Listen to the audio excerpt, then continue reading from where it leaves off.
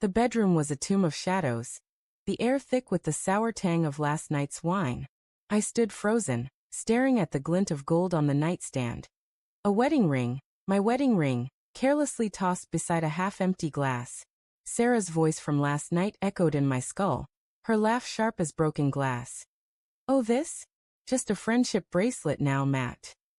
Her words had been a playful jab, delivered with a wink over dinner, but they'd lodged in my chest like a splinter. Now in the gray dawn, the ring's presence screamed louder than her absence. The bed was empty, the sheets cold. Her suitcase was gone. I clutched the ring, its weight heavier than the vows it once sealed. My pulse hammered, each beat a question: where is she? Why now? The house felt hollow, every creak of the floorboards a taunt. I stumbled to the kitchen, hoping for a note, a sign, anything to stitch sense into this unraveling morning. Nothing. Just the drip of the coffee maker, mocking my need for clarity. My phone buzzed on the counter, her name on the screen. A text: "I'm sorry. I need space." Space. After 8 years, 2 miscarriages, and a mortgage we'd barely scraped through? My thumb hovered over the call button, but my gut churned with a truth I wasn't ready to face. The living room smelled of her lavender perfume, faint but clinging, like a memory that refused to fade. I sank onto the couch, the same one we'd picked out at a flea market, laughing over its hideous plaid pattern. Her laugh, God, it used to light up my world. Lately, it had been different, sharper, like she was laughing at a joke I wasn't in on. Last night at dinner, her phone had buzzed incessantly. "Work," she'd said, her eyes darting away. I'd believed her because I wanted to, because doubting her meant doubting us. I scrolled through my phone, fingers trembling, searching for clues in our text history. Her messages had grown curt over the past month. Late again, don't wait up. Meeting ran long. Grabbing drinks with Jen. Jen. Her coworker, her confidant, the one who'd been at our wedding, toasting to our forever. I opened Jen's contact, hesitated, then typed, "Is Sarah with you?" The reply came too fast. "Haven't seen her since yesterday." "Everything okay?" My stomach dropped. Yesterday, Sarah had said she was with Jen. The lie sat there, cold and undeniable, like the ring in my palm. The house was too quiet, the kind of quiet that amplifies every thought. I wandered to her office. A small room cluttered with books and her vintage typewriter.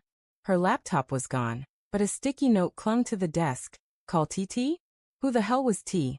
My mind raced, conjuring faces. Tom from her office, with his slick smile?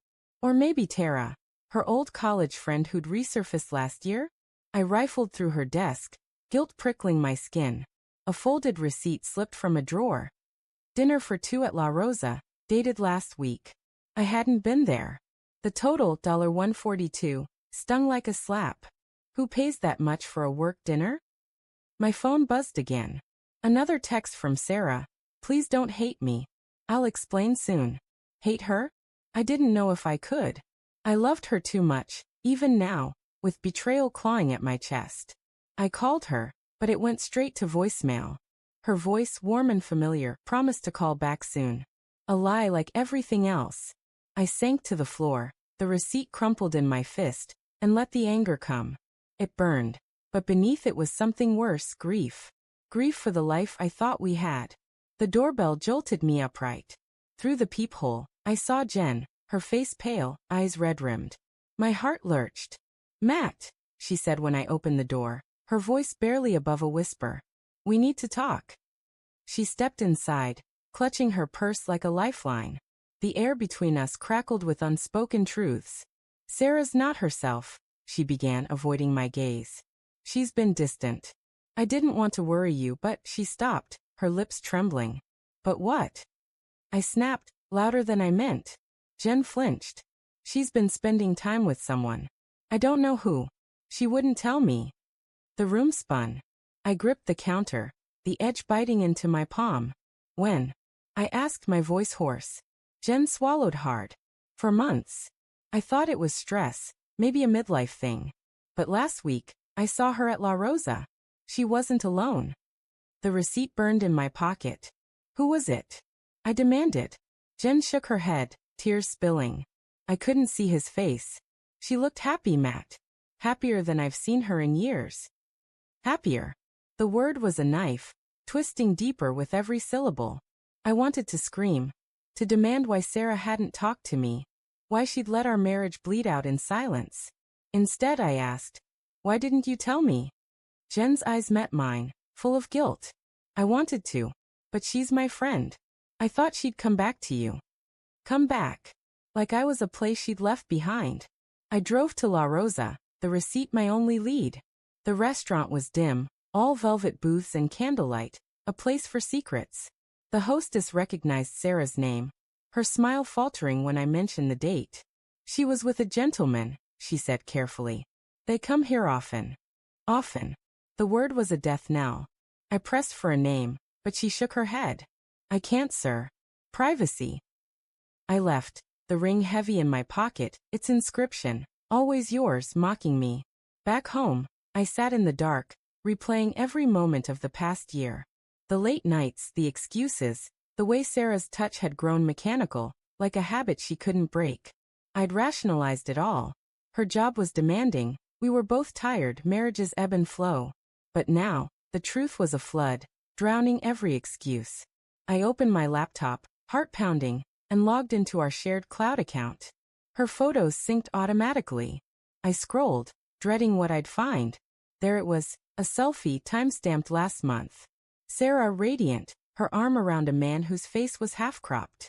His hand rested on her waist, familiar, possessive.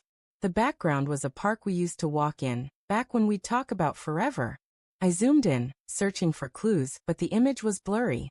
My hands shook as I opened her emails, hating myself for it. A draft unsent. I can't keep doing this to him. But you make me feel alive. No recipient, no name. Just those words, carving out my heart. The front door creaked. Sarah stood there, suitcase in hand, her face a mask of exhaustion and guilt. Matt, she whispered, her voice breaking. I stood, the ring clenched in my fist. Who is he? I asked, my voice steady despite the storm inside. She flinched, her eyes darting to the floor. It's not what you think, she said, but her voice was thin, unconvincing. Then what is it?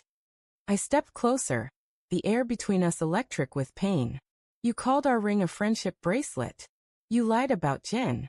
You're gone all night, and now you're back with that look on your face. Tell me the truth. She sank onto the couch, tears streaming. I didn't mean for it to happen, she said, her words barely audible. It's Tom. From work. It started as nothing, coffee talks. But he saw me, Matt. Really saw me.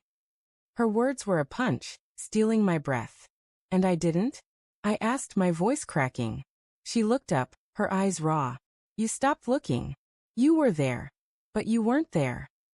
I wanted to argue, to scream that I'd loved her every day, but the truth in her words silenced me. We'd both been drifting, lost in our own silences. I'm ending it, she said, her voice firmer now. I came back to tell you that. I don't want to lose us. I stared at her, the woman I'd vowed to love forever, now a stranger wearing her face. The ring burned in my hand. I wanted to believe her, to rebuild what we'd lost, but the image of her with him, happy, haunted me.